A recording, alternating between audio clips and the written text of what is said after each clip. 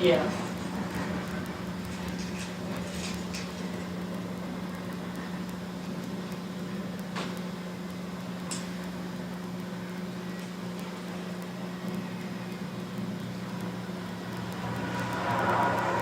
What's your name again? Astrid Astrid? That's it, right? What's your last name? Waters. Waters. Hello, everybody. We're live. Or Memorex, I don't know. I'll be on live right here in a minute. I got to get a few things. Get it lined out. And we got a new girl going to work here. Her name is, what's your name again? Astrid Waters. That's it, right? What's your last name? Waters. Hello, everybody. We're live. Or Memorex.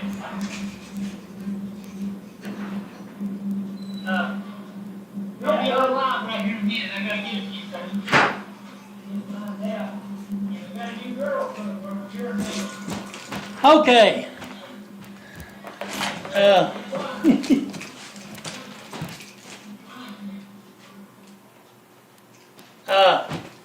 I'm gonna try to do Trade Time live. Welcome. We got a young lady, Astrid Waters. She's gonna help us out, maybe.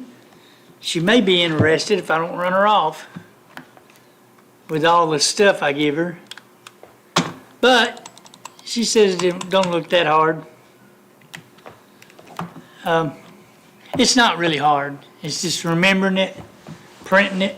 It's what you gotta do. How's everybody doing? Let me get my Facebook out.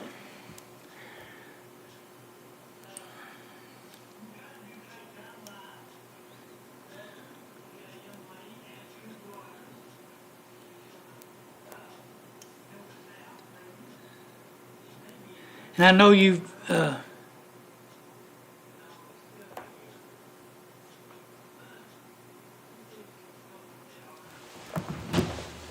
just a minute. I know what I might not have done.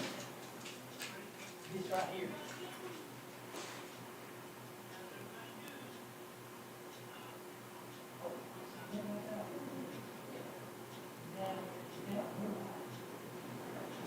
I don't do anything.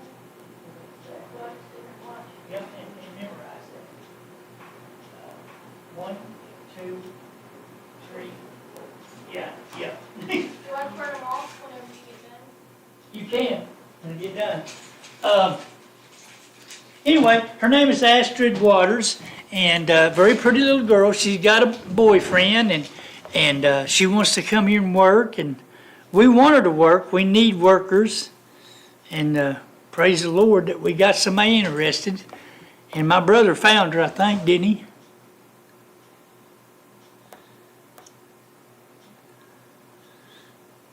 Well,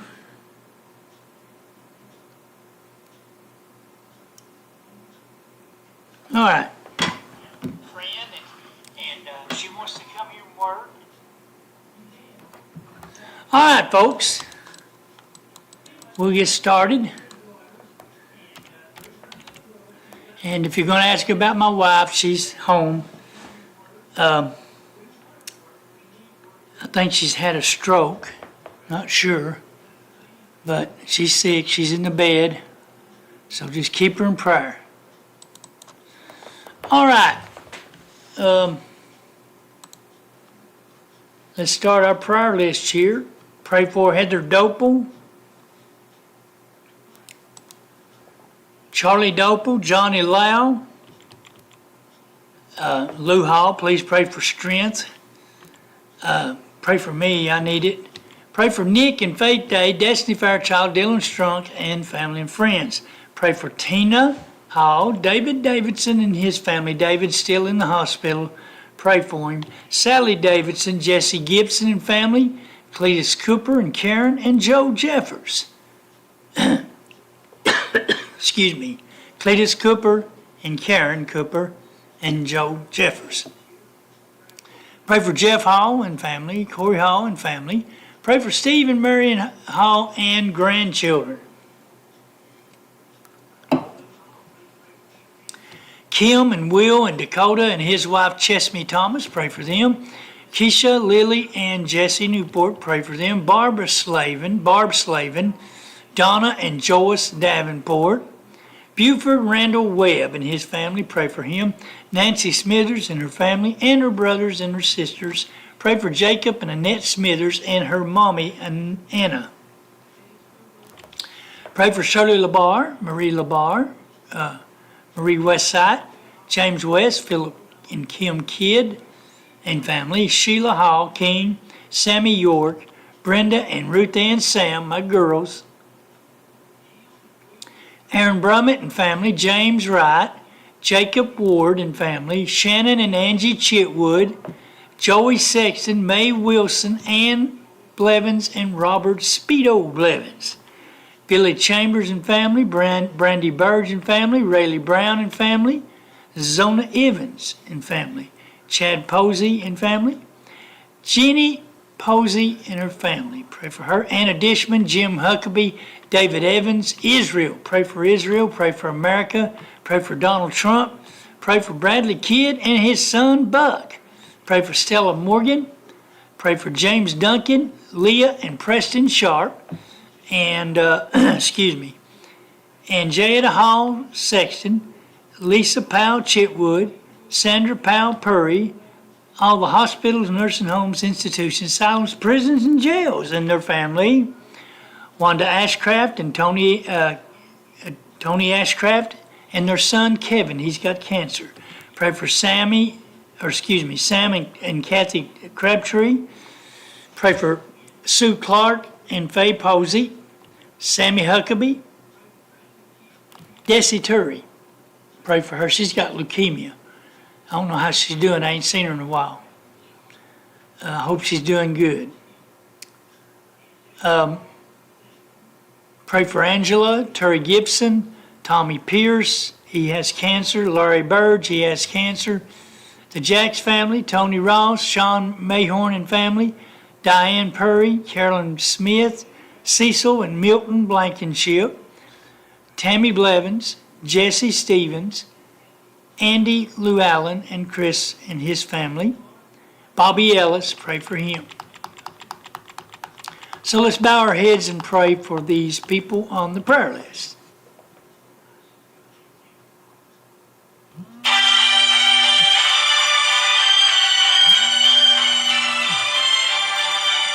Amen. Anybody get spam? Do you get spam? What? Do you get spam? Yeah. Phew. I get enough of it, I give you some. I'm blessed with spam.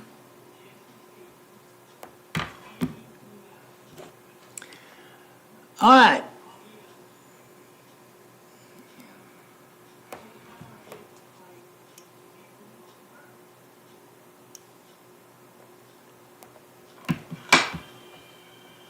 For sale, gray cloth 2x4 Autumn, $35. Charcoal grill, $40. Looking for a 16 to 18 foot pontoon boat. For sale, 15-inch stainless steel bathrooms or camper sinks. He has 3 of them, $100 each. Got a Southern Belle doll, fully clothed, 1.5 feet tall, on a stand, $35. Brand new teardrop mandolin and hard shell case, $120. For any or all, you can call 423-569-4098. 423-569-4098.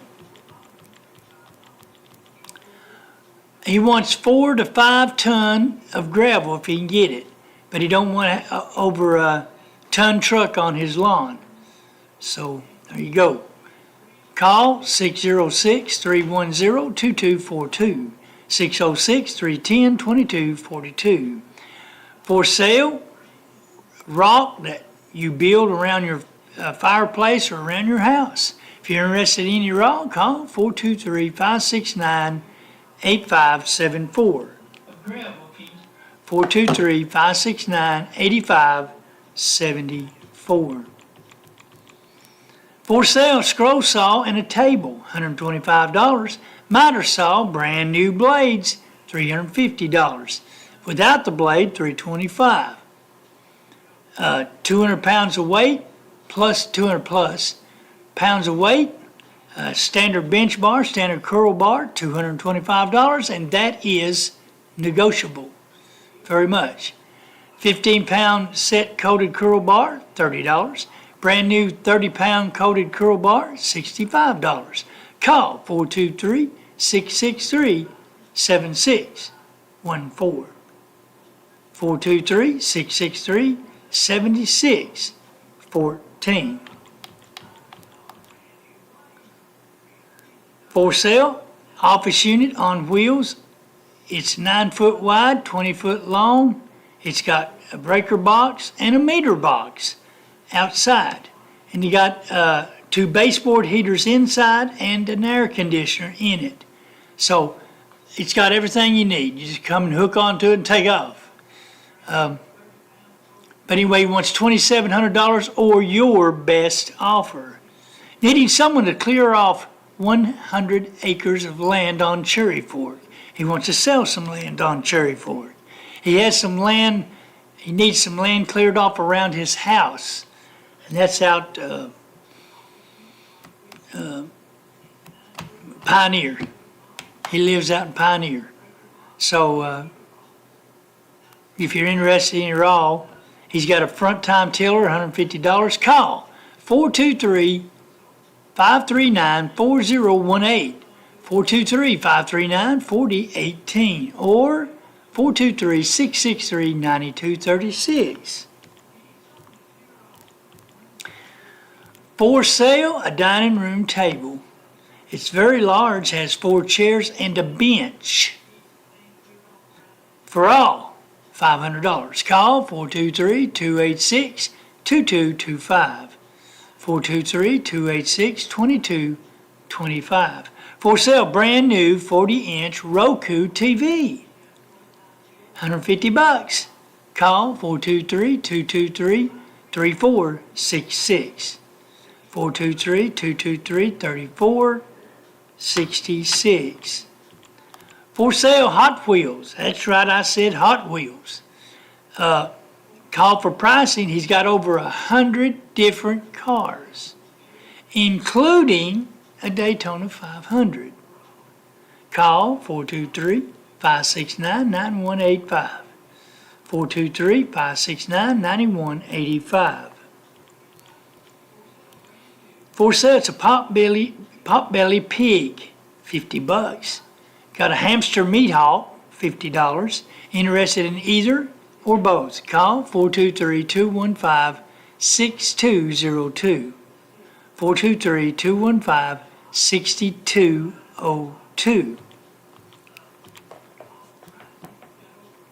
Looking for a reasonable price 2-bedroom trailer and someone to pull it and set it up? Call 423-663-7800. 423-663-7800.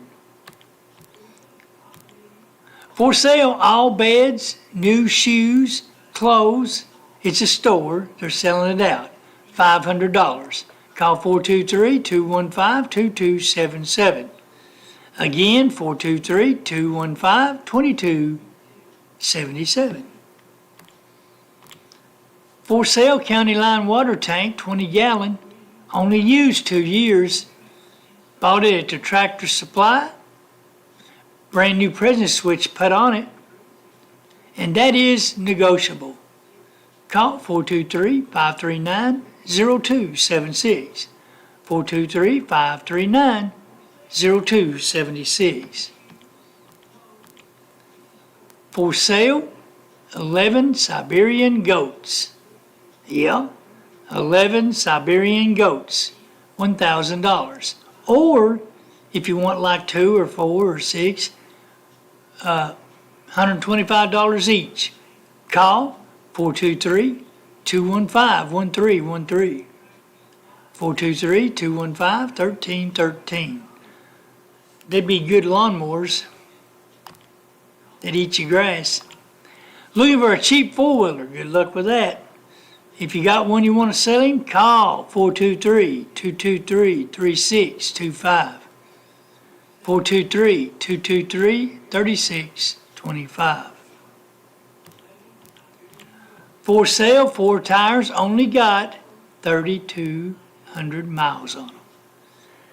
They're 225-55-R 19-inch. 225-55-R 19-inch. $100. Lift chair, dark gray in color. Almost new. $900. Call 423-223-86.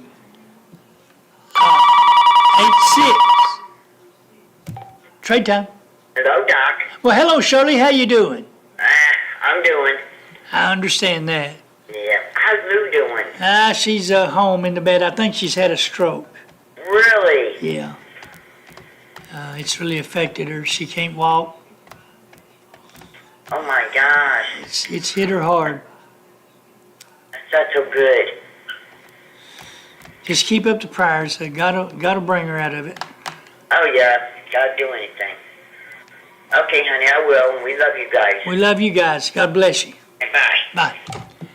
A lift chair, $900. It's dark gray in color. 423-223 for the tires or that. 423-223-8655. 423-223-8655. For sale, flat top 80s through 90s Yamaha guitar. It's acoustic guitar with hard shell case with a Rogue mandolin. $400 for all. Call 423-569-9326. You see how far behind, don't you? See how far behind it is? It messes with me. 423-569-9326. Got a lakeside piano and an organ. Don't know the name of the organ? $100 each. Half tray of music, literature goes with it. 423-663-5003. 423-663-5003. For sale, 4 Goodyear white letter Tracker 2 tires. That's 4 of them, and they're name brand. Goodyear white letter Tracker 2 tires. Size P65-75-R 16-inch. It's P65-75-R 16-inch. Call my brother, Steve Hall. He wants $100 for them, all 4 of them. 423-663-7605. 423-663-7605. Looking for a looking for a video game, The Breath of Fire, one of 4.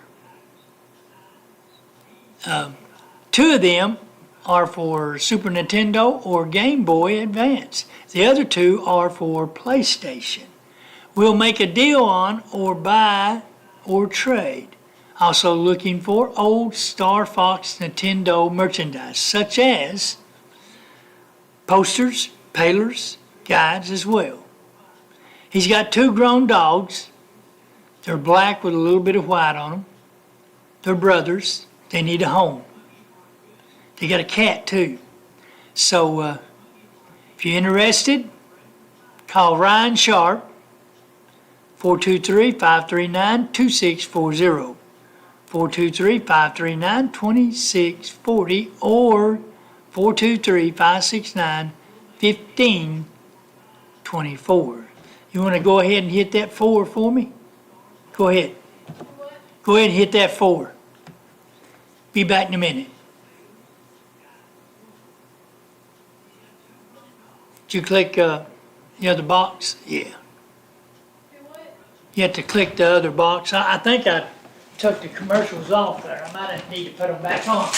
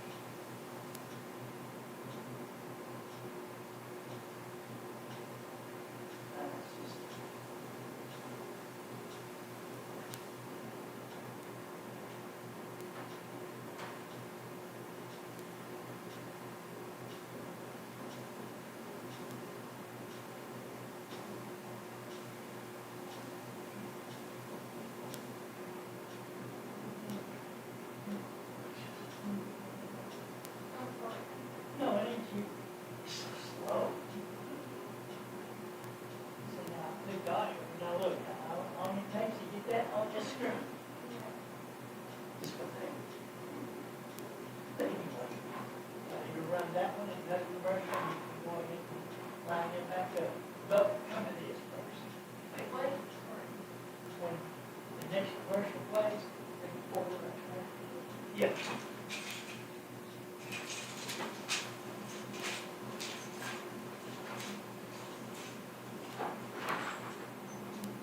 Where you at, buddy?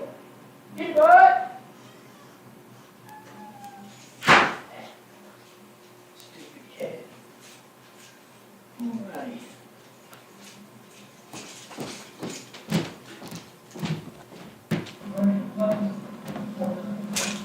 Yeah.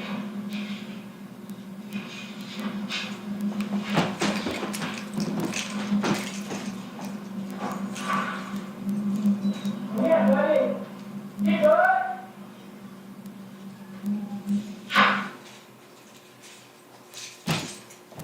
All right. Oneida Heating and Cooling, 1635 Pistol Lane. Owner and operator Bradley Kidd. Insured and licensed, servicing all big units. Financing available for those who qualify. Call Bradley Kidd today, 423-569-3737. 423-569-3737. You can do those lineups now if you want to. 1, 2, 3, 4. Go ahead. There you go. All right, thank you, young lady. She's getting right on it, ain't she? Yes, sir. We appreciate her. And she's learning quickly. I think she knows more than I do. All right. Looking, I done read that.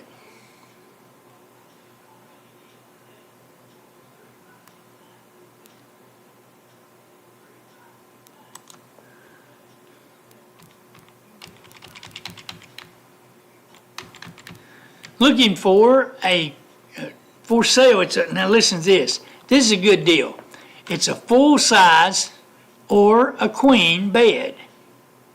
That's what I said. It's a full or queen, whichever mattress you got. It's a bed, no mattress or box springs, but it's a bed, and you get a dresser with a mirror and one nightstand. $150. Call 423-663-4584. That's a bedroom. That's a whole bedroom suite. 423-663-4584. Well, for one person. It's only got one nightstand. For sale? No, let's see. Wait a minute. They're looking for someone to put up a wood burner. Anybody know how to put up a wood burner? Make them some money. Call 662-800-1725. 662-800-1725. For sale, it's a blue suede coat with a black fur hood. Medium size 5, $25. It's brand new. Also got brand new knee-high boots, size 7 for a girl. Brand new, $25. Got a new rain boot, size 7, $25. Interested in your all, you can call 423-319-6864. 423-319-6864. For sale, this is a PlayStation 5 with controller and console. 423-539-2640 if you want more information. 423-539-2640.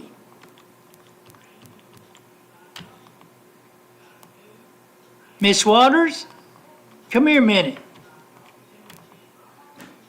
I want to introduce you to the TV crowd. Come here. You go to Scott High? No, I'm homeschooled. Oh, come right over here and look right in that camera and tell me your name and you're drop down this a little bit. There's your head, yeah. Tell them your name. I'm Astrid Waters, Astrid Waters. How old are you, Astrid? 16. 16, big 16. Do you remember when you were 16? You thought you was on top of the world, did you? I did. I learned I wasn't. Yeah. But she's a smart little girl, and I hope she'll come work with us. I will. Got me some help, and God, I needed it. I've got a wife that's got stage 4 cancer, and I think she's had a stroke, and I'm having trouble being there and here at the same time. Yeah. So you might help me out on that. That's our new girl. Okay, you ready to take me off there? Yeah. Okay, I'm gonna do my little spiel. God loves you, we love you. May God bless each and every one of you. Keep God in your heart, to be peace in your mind. Do unto others as you want them to do unto you. Let God handle the rest. Do, say, be something in someone's life. Bring them to God. And you guys over there at the jail, you need to find God. And that's a fact. You need to find God. And the ones in nursing homes and hospitals, just pray for them and find your God. Everybody's got to find their God. And you know someone that lives on your street that's handicapped or elderly, check on them. Do that. I'm not going to go right yet. I'm going to do something. We've talked about it a blue million times, but it's all a matter of I don't know why it goes to that.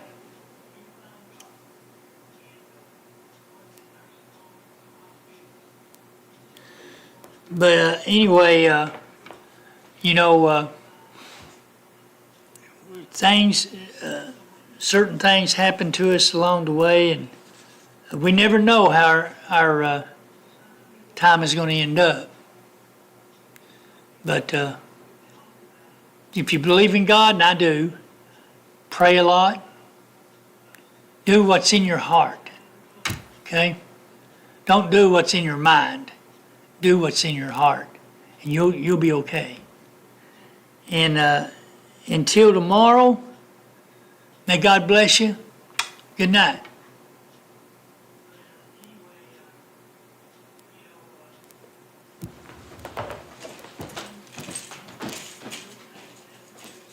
Yeah, now, if I'd had something.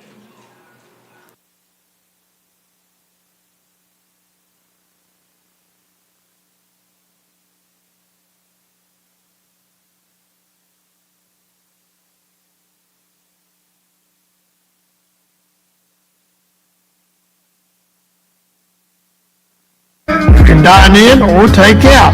So give Mom a break tonight. Visit Kentucky Fried Chicken on Highway 27 in Willie City, Kentucky.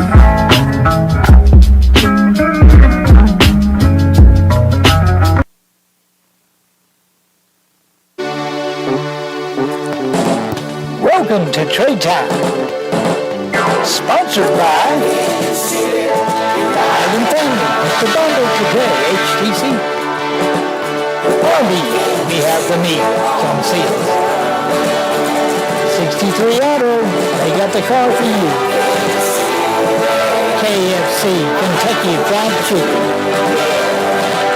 Myers Auto Mart, they have your next car. Go see. Catch us on the web. Facebook channel, NDR TV, and YouTube, NDR TV, the number 5. And now, Trade Time with your host, Doc Hall.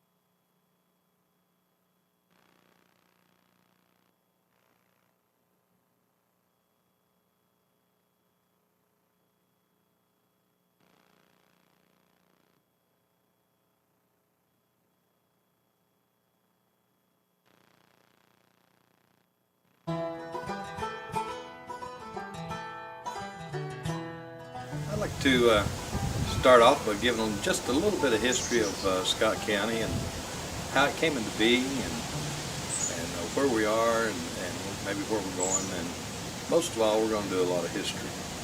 And we're going to try not to make it too boring for you. And I think you may enjoy it. But back in 1750, an explorer, his name was Thomas Walker.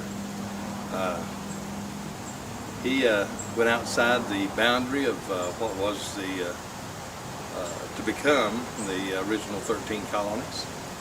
And of course he went west, and when he did, well, he came upon the Cumberland River. And he named the Cumberland River after Prince William, who was the son of King George II of England. And later on, other explorers followed his footsteps. Now, the Transylvania Company, they hired a man by the name of Daniel Boone to widen out an Indian path that became known as the Wilderness Road, and that came through Cumberland Gap, of course. Now, the people that followed Boone and others through the area, they mainly went on down the valley and went across the state and toward more fertile lands out in middle and west Tennessee. Nobody set out to just make Scott County their home during that area, or during that time period. The people that probably settled Scott County migrated here from places like Ohio and Kentucky, Pennsylvania. There was later on a lot of Irish, some Scotch, and German ancestry in our area. And there's a few others, Italian, Swiss, and so forth. But yeah, mainly we're all what they call Scotch-Irish. Our roots stem from North Carolina. Now, North Carolina stretched all the way from the Atlantic Ocean to the Mississippi River. And of course, there was a lot of difference in politics because you get people in one area don't exactly agree with the town people or the other people on the other side of the ridge. So there became a state. It was called the state of Franklin. Now, Scott County was not in the state of Franklin. That was on over in East Tennessee. But now, later on down the line, Scott County was among a group they called the Nickajacks. The Nickajack people were the people who did not own slaves. They voted when it came up for secession from the Union. They voted to stay in the Union, and Scott County was among the real strong supporters of staying with the Union. And even later on, after Tennessee did secede from the Union, Scott County decided to secede from Tennessee, and they didn't even ask for readmission until the 1980s. So we have a pretty independent mind here in Scott County. Back in the early 1800s, Scott County was a part of Fentress County. It was a part of Morgan County. It was a part of Campbell County, maybe even a little bit of Anderson County. And the General Assembly saw fit because, again, there was greater distances and people having a hard time getting to their county seat from across the river and so forth. The Tennessee Assembly carved Scott County out of those counties, and in 1849 Scott County became a county upon its own, and Huntsville was decided upon to be the county seat. In the early days of the county, Oneida was not even a town. As a matter of fact, there's some maps that I've been looking at that don't even have Oneida on the map. After the Southern Railroad came through, it was not the Southern back then, it was the Cincinnati Southern, and they built the railroad in the 1880s. Oneida became one of the shipping points for the Cincinnati Southern, and from there Oneida began to grow. The bigger towns at that time were towns like New River. Over at Norma, there was a big settlement. Buffalo had a big settlement. There was not a lot of people in Oneida proper. As a result of the Southern Railroad coming through the area, there was a need for a way to transport timber and coal, which was beginning to open up. And there were several spur lines that came off the railroad tracks, and they went up the Tennessee Railroad, and there was the O&W Railroad a little later on, and of course there was a railroad line that went up to Brimstone. And we're going to start our program off talking a little bit first about the Tennessee Railroad. And we've got a man here that has been a Scott County practically all his life. And he lived up north for a while, and even though he lived up north, every chance he got, he came to Scott County because it's the place he loves. And, back at in the 50s, 60s, they said on Friday night they closed up Cincinnati and some of those other towns because everybody left town to go back home to Tennessee. A lot of people had to go up there to find work during that area, but before that time there was the Tennessee Railroad. We're going to talk mainly about in the 30s. And so without any further ado, let's give a listen to Tommy James. Sweat and pain, sweat and pain, worker is my name. I live in Mountain Farm down in Tennessee. I sold fortune and fame.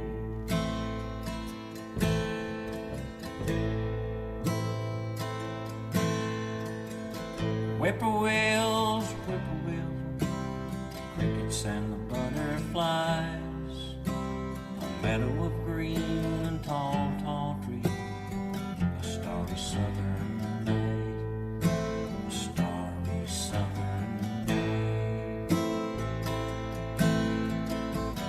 Sweat and pain, sweat and pain, worker is my name. In Mountain Farm down in Tennessee, I sold fortune and fame. I sold fortune and fame. Now fresh till soil, the seed goes in the ground. I know plow mule and sweat of the brow, just waiting for the sun to go down.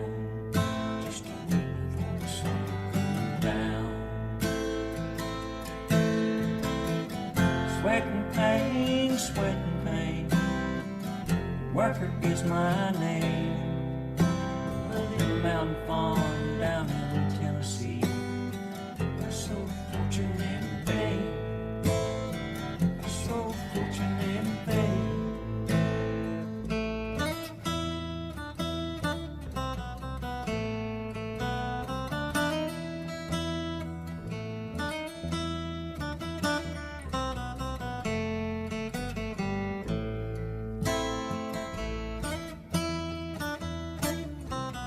Stanley Junction was just a very few miles out of Oneida. It was there's a mountain there, and they got a tunnel. They called it Tunnel Hill, and they would come down the river with 80 or 90 cars. But when they got down there to Stanley Junction, they had a sidetrack, and they would pull the cars off, and then they had a big engine would meet them, and they would double head across the mountain, and then that engine worked all night my dad run that engine quite a bit. We called it the hill engine, and hauling them, they could haul maybe 7 or 8 cars across that mountain. And they'd work all night bringing the cars over to Oneida. It wasn't very many miles over there. It didn't take long to make a trip. And I would go down to the railroad and take my dad's lunch around dark. And my dad's family was all railroad people. He had 3 or 4 brothers, and they all worked for the railroad, especially the 2 that I remember most was John and Fred. Fred was a mechanic, and he worked on the engines at night. But after my brother or Uncle John died, my dad, he got John's whistle off the train. Those engineers had their own whistles that they would blow and blow different tunes on. And Frank, he worked on the section a lot, but they all worked on the railroad. And I would go down at night to the depot and where they pulled the train in there, and Fred, I'd ride around with him. He would switch them and work on them, and I would take my dad's lunch down to him, and he would work all night on that hill engine, bringing that coal across the mountain. They brought that train up there to Stanley Junction, and they couldn't pull it all across that hill. How many did they take across the hill at a time? They did take, I don't know, the little engines that brought them down the valley didn't hardly ever go across there. They'd double head with that big engine, and they could only take 7 or 12 or something. I don't know exact, but there wasn't many. They'd pull them across that mountain the first time, then they would go back and start hauling the coal all night long. And I think it was 6 or 7 cars they would bring across the mountain. I wonder why, a big locomotive like that couldn't pull it across Tunnel Hill. Well, those tracks are slick, and them wheels, all they do is just spin out. Even when they'd start sometimes, you'd hear them tires, they would back them trains up, and then you hear them tires, them cars are clicking, click, click, click, and they would that would give them a start, and they had sand on them, and they'd have to sand those tracks underneath that car, their train, and It's too slick for slick. traction. Yeah. Yeah. Well, I understand that. I thought it had something to do with the amount of weight that it could pull across that hill, or more or less. But it was weight, but it was with the traction of the tracks too. Yeah, that was probably, and that was the same thing with stopping them. It took a long way to stop a train, because when they called it swiping the gauge, they would only do that if there was a person on the track. If it was animals, horses, cows, they'd rather pay for the horse than to have to put new rims on them wheels. It cost thousands of dollars. What would they do, make them flat or something? Yeah, it would flatten them out Oh, if they slid them on the track. yeah. Well, I understand. Now, did you ever ride the train? Oh yeah, I didn't like to ride in the engine much, because the car, they hauled the water and the coal, and the engine was separate, and when they would go, one of them would sway one way and one the other, and I was always thinking they was going to jump the track on me. But I loved to ride the caboose. They'd take me up in the cupola, cupola, those people, conductors would, and I'd just sit up there, and then they had passenger train, and when we lived in Normandy, I'd ride to Oneida all the time when we come out. We could ride free anywhere in the United States. We could get a pass to ride if your dad or your family if somebody worked on the railroad. And I rode the train quite a bit. I rode the first time I went to Michigan, I rode a passenger train to Michigan. For free? Free. Yeah. Well, that'd be all right. I'd say it costs thousands of dollars now to get to take one of those scenic train rides. Yeah, it would take, I think it's $14 to get a bus ticket back then, but I don't know what the train. But I also rode one of them Pullman trains from Knoxville to Nashville and back to South Carolina when I went in the Marines. And I thought that was quite something. They had those things they call berths. They would fold the seats down and make a bed, and they'd put the doors in. You had a little room with a bed in it, and they had a dining room. And they hauled us from Knoxville to Nashville, and we stayed all night down there, and then we went back to Parris Island, South Carolina on that train. And I never did ride one of them anywhere. I always thought about taking my family and going on a trip, maybe to California or somewhere where they had the dining cars and all that, but we never did do that. Well, now how far up the line what's the farthest up the line you ever rode the train?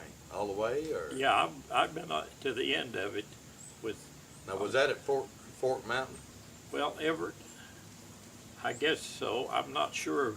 Livonia? Yeah, it was up there, but I was young and I didn't pay any attention to the name of the town, but there's all of them towns up there, or Coal Camp, Fort Mountain, Beach Fork, all of them, and I get them mixed up a little bit. I don't know exactly the location. Anything from Smoky Junction to Old 90, I know where they're at, but I don't know where they're on further up. But I know where they're at, but I don't know what their name, which is called what. did you ever help shovel coal in the engine, or put the water in it?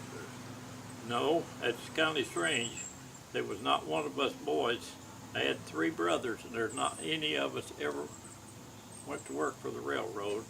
We all went out and worked at factories and coal mines and equipment, and heavy equipment, and different things, but none of us ever worked on the railroad. Well, I thought that was a family tradition, passed down from father to son. Well, it went through the brothers of my dad, but it never got into our family. Oh, okay. All right. When I was probably 4 or 5 years old, I think for sure we moved up to Norman during the Depression. I started at school at Mill Branch. I was in what they call the primer then. They didn't have Head Start and all that.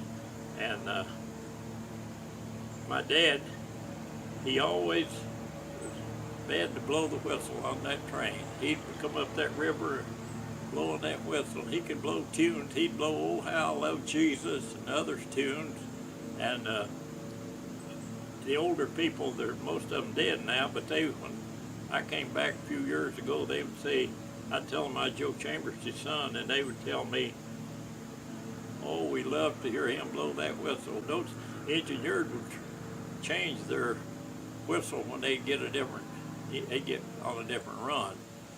And I can remember a little boy down there in that school, and I'd hear him go up that valley blowing that whistle. Sometimes I missed him so bad I'd cry. I wanted to see my dad. Of course, I was 5 or 6 years old. And I'd always look forward to him coming home on the weekend. And we'd sit and listen to the Grand Ole Opry, and sometimes we'd have to take water out and pour it on the ground rod to get the old static out of the radio. But there was only a station or 2 that you could get. We'd sit and listen to the Grand Ole Opry together, and I always enjoyed him coming home. And we had hogs, and he'd look at them and tell me how to feed them and what to do to them for them. And I always was glad when we got to move to Old 90 where we could live together. During the Depression, we moved to Norman to a little farm up there because there was no work nowhere, and my dad would get 1 or 2 days a month, and he would come back to Old 90 and stay with his sister. And we had a little farm, and we raised most of the stuff we eat there. Had a cow and raised a couple of hogs, and we raised potatoes and everything that we eat. But then when the fair would be at Old 90, we'd go over to Norman and catch a passenger train, and we'd ride to Old 90 and stay with my grandpa Chambers a week.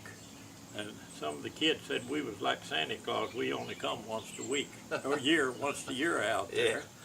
And we'd come, and that was a vacation.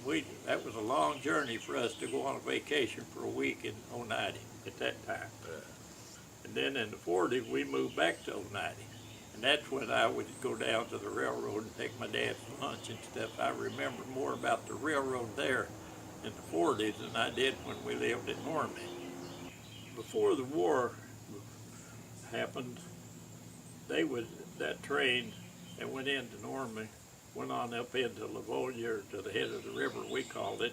They was 3 or 4 trains a day went up there, and there was a passenger train, and they had a couple of passenger cars, and they brought all the freight to, we had a depot in Norman, and we ordered a chicken from Sears and Roebuck, or a Beagle Hound, or a bicycle. Well, we didn't buy many bicycles back then, but anything you bought, I can remember when we got our first radio, it came in on to the depot over there, and we had to pick it up. It had 3 big batteries with it, and everything was shipped, was on railroad back then. There was no semi trucks hauling anything, and the mailman we had rode a horse, and if he could bring Sears and Roebuck catalogs and all that stuff, but if there was anything big, we had to go to Normandy to the post office and pick it up. And that's, as the war started and work picked up, the train kind of kept going downhill. They didn't need as many. They didn't haul as much stuff, and they finally tore the depot down. But they was stopped from Stanley Creek to where's that, Newtown? Yeah, Newtown. Newtown. I think they call that River Junction. Yeah, they call that River Junction. We call it Newtown, but it goes to Cordell, and then Winona, and then Cordell, and then Bull Creek, and Normandy, and Montgomery, and Smoky Junction. Every little village up through there had a train stop or a depot or just a little post office, and they'd bring the mail and drop it off.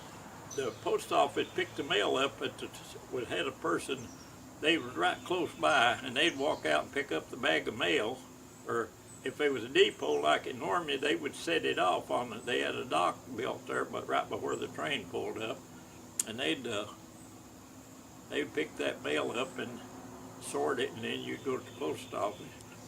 A guy by the name of Luther Pennington had one there in Normandy. Luther was big in the coal company, coal back at that time, and Luther always had mines everywhere, but he owned a post office and sawmills and stuff. And they would pick that mail up and take it to their post office. Then you'd go there and pick up your mail, but the mailman we had out in the country, we lived about 2 or 3 miles away from there. He'd come by on a horse every afternoon delivering mail.